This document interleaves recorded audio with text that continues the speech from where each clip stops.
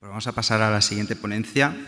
Tenemos a José Gómez, que viene del Departamento de Astrofísica de la Universidad Complutense de Madrid y nos va a hablar sobre el uso de GeoVSIC para calcular la contaminación lumínica a partir de imágenes de satélite.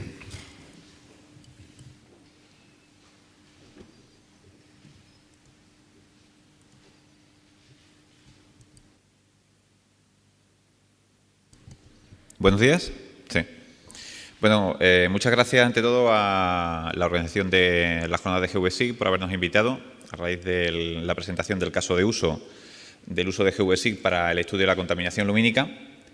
Y como veis ahí, pues somos un grupo dentro del Departamento de Astrofísica de la Universidad Complutense de Madrid, pues que estamos intentando disminuir la luz, no sacar a la luz pues todo el problema que acarrea pues la pérdida de energía eléctrica que se disipa pues a través de las emisiones de las luminarias en cualquier ayuntamiento o en cualquier ciudad.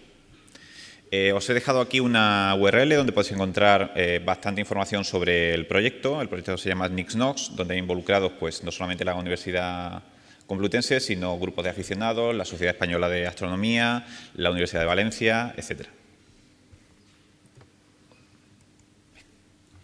Un poco el índice que se había preparado sería este. Comentar a grandes rasgos qué es esto de la contaminación lumínica, de dónde provienen los datos con los que tratamos. Vais a ver que hay dos tipos de datos, unos que tomamos de imágenes de satélite, de la Estación Espacial y de la misión de MSP de la NASA, y otros que tomamos desde el suelo utilizando sensores para medir la calidad del cielo. Por último, un poco qué tratamiento de datos y cómo publicamos estos datos y qué resultados estamos obteniendo. El objetivo de todo esto es desarrollar, o del proyecto es desarrollar una serie de procedimientos de análisis de las imágenes y de los datos que nos permitan obtener una serie de datos cuantitativos pues de la contaminación lumínica que procede del territorio. Y a través de eso pues determinar cuáles son las zonas donde hay un mal aprovechamiento de la energía eléctrica, donde se está disipando esa energía de forma indiscriminada y se podría aprovechar de otra forma. Bien, la contaminación lumínica, como veis ahí, no solamente es un problema de España, sino que atañe a todo el planeta. Y estas son imágenes de las sondas de MSP. Si vais a la URL que aparece ahí arriba, vais a poder ver también una comparativa que hemos hecho desde los años 1992 hasta el 2009 de todo el planeta y cómo ha ido evolucionando la emisión lumínica en cada zona. A nivel del suelo estaréis acostumbrados a ver pues una iluminación, una sobreiluminación del cielo. La falta, como veis ahí, prácticamente de estrellas, hay un par de ellas solamente. Y esto está hecho desde la terraza de la Complutense. Veis el foco que aparece ahí hacia arriba, que es un penacho que sale de la Torre Picasso, que se apaga a cierta hora, pero que incluso así disipa muchísima energía. ¿Esto qué consecuencia tiene? Aparte de que no se vean las estrellas, porque siempre dicen, bueno, los astrónomos el problema es que no ven las estrellas, ¿no? El problema es que no es problema de los astrónomos, el problema es que estamos malgastando una gran cantidad de energía que podíamos ahorrarnos. Hemos utilizado GeoVSIC para analizar tanto los datos de satélite como datos tomados desde el suelo. Estos son datos desde el suelo de todo el planeta y hemos utilizado también las extensiones de sextante y de 3D que veréis posteriormente. ¿Cuáles son estos datos que hemos utilizado? Bueno, como he comentado antes, hay datos de satélite, de la Estación Espacial, de la misión de MSP de NASA y también para corregir esas observaciones, datos de AEMET y EUMETSAT. Hasta ahora ya sabéis que AEMET eran datos gratuitos. Os recomiendo que veáis un poco también la trayectoria de Open Data hasta hace un par de semanas de AEMET, que se ha venido un poco atrás y ha cortado todo el acceso público a estos datos, ¿no? De todas formas, en EUMETSAT todavía estos datos se pueden seguir obteniendo. Y luego, por otra parte, una serie de datos vectoriales que nos dan información puntual a través de sensores pues, de la calidad del cielo y con luxómetros tradicionales. Estos serían datos que estáis acostumbrados a ver de EUMETSAT, de infrarrojo y de... Estas son de la Estación Espacial, que son un poco más conocidos por la difusión que se le ha dado a través de YouTube, de recorrer el planeta de noche y ver cómo va evolucionando. Lo que hemos hecho es hablar con NASA, que nos ha proporcionado las imágenes originales que se toman desde el satélite, y lo que obtenemos son imágenes en principio sin calibrar de la superficie de la Tierra, tomada con cámaras directamente desde la estación espacial. El primer paso ha sido georreferenciar esta imagen y calibrarla, de forma que pudiéramos obtener unos valores absolutos de flujo con los cuales poder luego hacer el tratamiento. Para proponer cuándo hacer las fotografías, ya sabéis que en la estación espacial pues, pasa cada cierto tiempo por diferentes zonas. Hemos desarrollado una aplicación para, en función de los elementos orbitales, proponer cuándo hacer esas fotografías en un momento determinado al pasar por encima de algunas localidades de interés. También está accesible en la URL que os he dejado antes. Y por otra parte tenemos datos vectoriales obtenidos a través de sensores, ¿vale? El sensor más conocido es el SQM, que es, como veis ahí, es un fotodiodo ahí arriba, que está calibrado y nos proporciona la magnitud del fondo de cielo en unidades de magnitud por arcosegundo cuadrado, que es una medida estándar que luego podemos convertir a flujo y de flujo energético a magnitud. El montaje es relativamente sencillo. Lo que hemos hecho es montarlo sobre un trípode con un inclinómetro para, en diferentes posiciones, poder ir evaluando cuál es la calidad del cielo en cada una de esas posiciones. Otra de las cosas que hemos hecho es embarcarlo, ¿vale? Hemos construido una pequeña carcasa montada encima de un techo de un coche y, pues, si con el otro instrumento o con el otro sensor obteníamos medidas puntuales, con este recorriendo pues diferentes zonas, lo que podemos conseguir es hacer un mapeo de la calidad del cielo en diferentes ubicaciones. Otro instrumento que hemos utilizado es el ASMON, que es mucho más preciso que un SQM, ya nos va a dar todo el rango de frecuencia que queremos espectral que queremos estudiar de una bóveda del cielo. Tiene una lente de ojo de pez, como veis ahí a la izquierda, y lo hemos ubicado tanto en la terraza de la Complutense como en diferentes ubicaciones. Está en Doñana, está en el Instituto de Astrofísica de Canarias, en Almería, en diferentes localizaciones. Al ser bastante más costoso, pues tenemos menos medidas y por eso hemos recurrido también al otro instrumental. Lo que nos proporciona el ASMON es una medida de cómo se encuentra en cada punto del cielo la iluminación de fondo, ¿vale? Que en definitiva va a ser resultado de la energía que se libera o se disipa desde el suelo y que es dispersada pues, por la atmósfera. Hemos utilizado también GeoSig pues, para planificar esos recorridos, utilizando pues, la cartografía de carreteras y luego plasmando sobre ella pues, las medidas que hemos ido obteniendo. Hemos generado también una base de datos en la cual cualquier observador con ese instrumental podría ir introduciendo los datos. Ahora veis un poco la arquitectura, es pequeñita. Tenemos un servidor Linux con GeoServer para la publicación de datos. Las aplicaciones están hechas en PHP, Java o Python, dependiendo de lo que se le requiera. Y la visualización para hacerla, en principio, se utilizó Google Maps y se está pasando ahora a OpenStreetMap.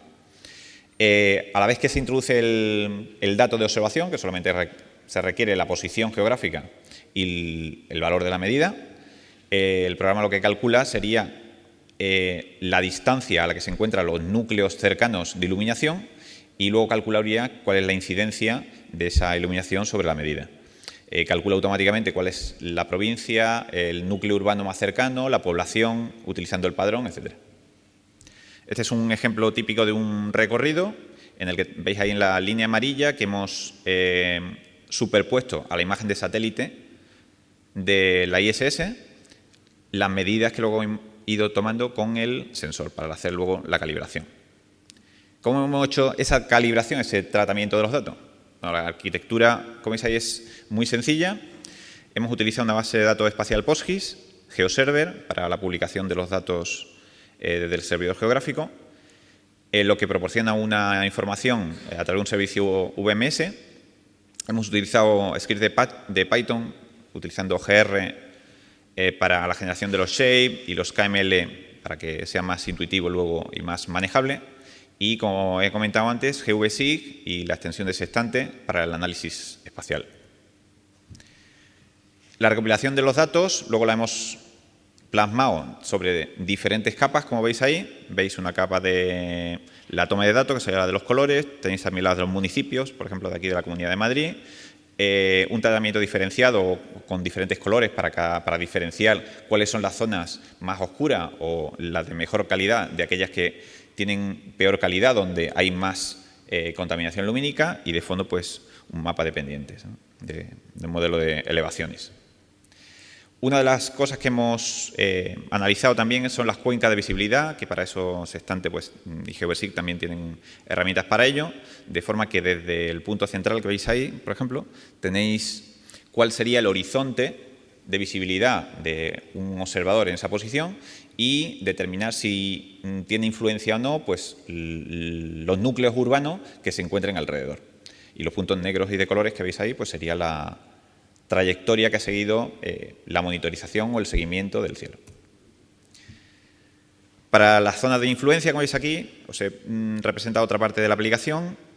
Cualquier medida puede ser geolocalizada y te daría información sobre cuáles son los núcleos urbanos más cercanos y te daría una información de dónde se encuentran y en qué dirección. Esto nos viene bien también para campañas de observación que hacemos en algunas ubicaciones para determinar cuáles son los lugares más oscuros y también para saber qué influencia tienen pues, los diferentes núcleos urbanos sobre las medidas que realizamos.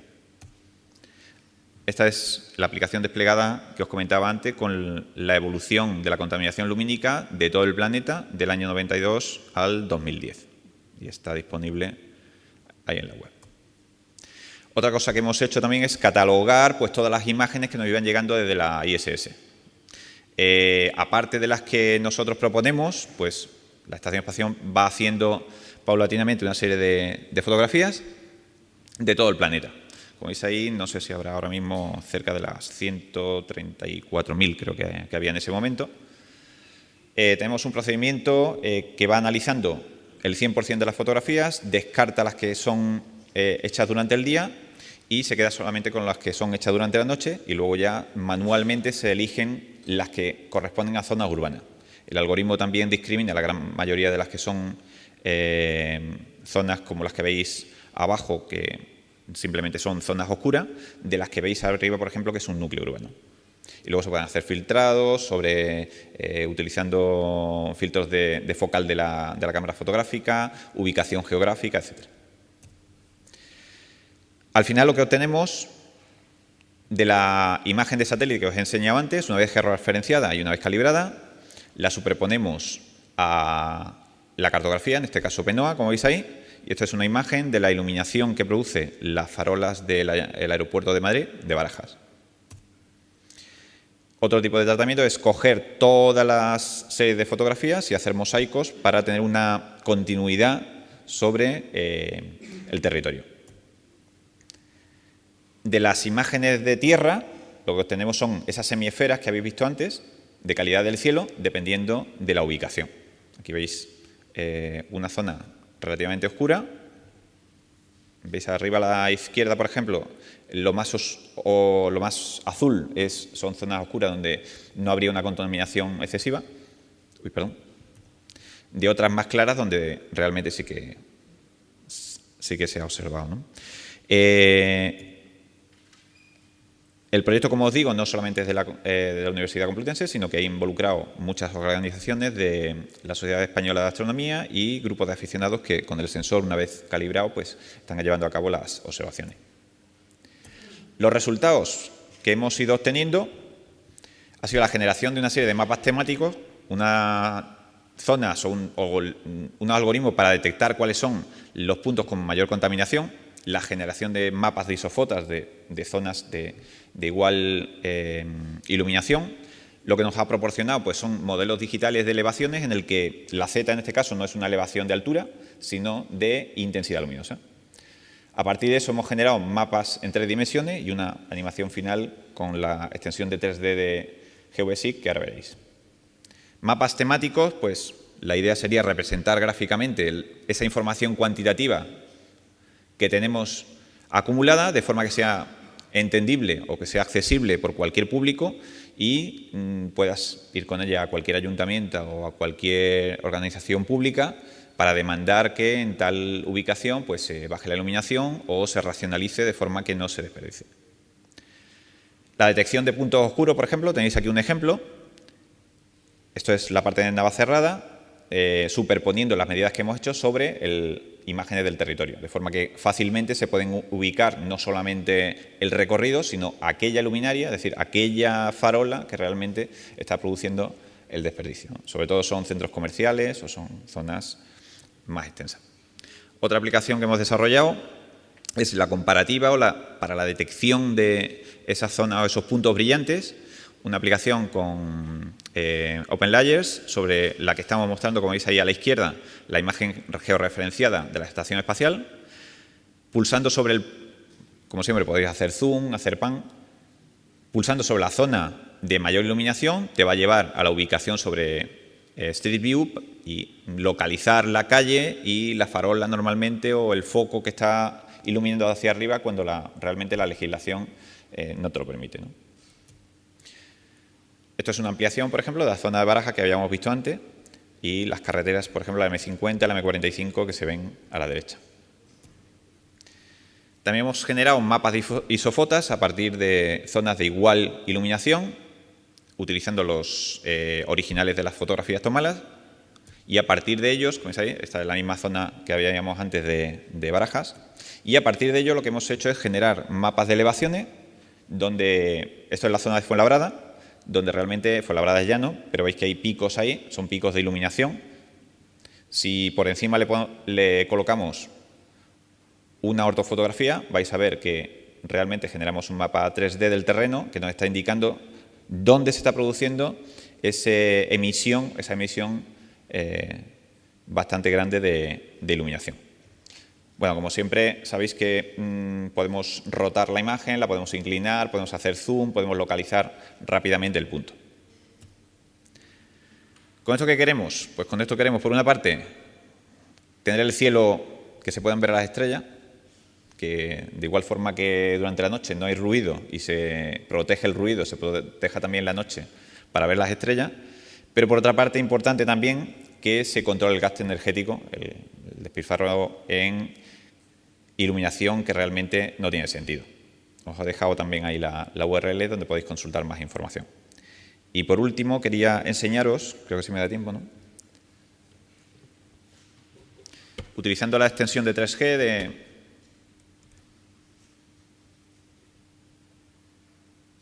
¿Sí va? Sí. La extensión de 3D, perdón, de GVSIG, la imagen que teníamos antes que os he capturado de Fuenlabrada, veis ahí que permite hacer la rotación. Aquí lo que hemos hecho es ese modelo digital de elevaciones, le hemos superpuesto la carpa de ortofotografía de Penoa y veis cómo van apareciendo ahí ya diferentes picos. Y al acercarnos a alguno, pues podemos identificar incluso cuál es la zona o cuál es el responsable de esa iluminación. En el caso de cualquier ciudad, pues en vez de esta descripción o esta aproximación visual, realmente podemos cruzar esta información con información del catastro o información parcelaria y ver realmente a quién corresponde esa ubicación. Normalmente pues, puede ser pues, algún edificio que está iluminado desde abajo, unos focos mal puestos, el parking de un centro comercial y directamente pues, localizar a la persona responsable de esa actuación.